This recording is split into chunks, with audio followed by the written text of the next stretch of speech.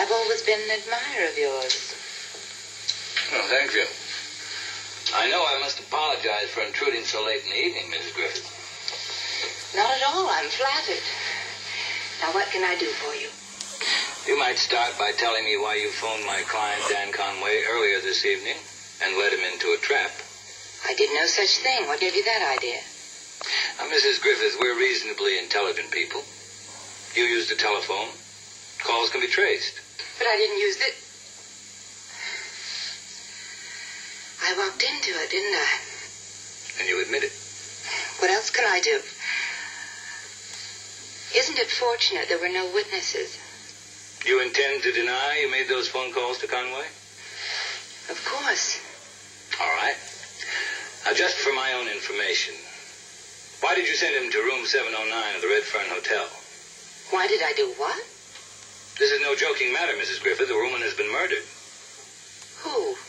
The police haven't identified her yet. Well, what has all that to do with me? It has to do with your instructions to Conway. I didn't have a chance to give him any instructions. He was supposed to be at the Empire Drug at exactly 8:15 to get my call, and he wasn't there. He was there. He took a call.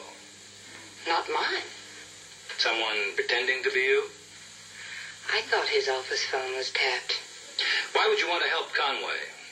Wouldn't that be against your husband's best interests? My husband's interests are no longer mine, Mr. Mason. Where is Mr. Griffith? I haven't the slightest idea. Did you see him today? No. And the next time I see him, it'll be in court. Take a look at that. One of his hobbies is photography. I won't comment on the others. I found 3 poses like that in an undeveloped roll of film in his camera. Fascinates you too, huh? When Warner left Cal, Texas, he employed this girl for some part-time work, that proxy thing. What's her name? Rose Calvert, Mrs., but she separated from her husband. Where does she do this part-time work? At your husband's office? I don't know, but if you're interested, she lives at the Sereno Arms, apartment 319. Thank you. Now, about those proxies for Dan Conway. Well, I can't give them to him now. Why not? Well, if there's been a murder, as you say, There has. Well, I can't afford to have anything come out that would jeopardize my position with my husband. I'm going to light up enough fireworks in court.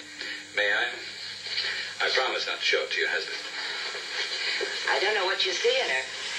She's the kind that'll run to fat in another 10 years. I don't think she'll have that problem now. Good night.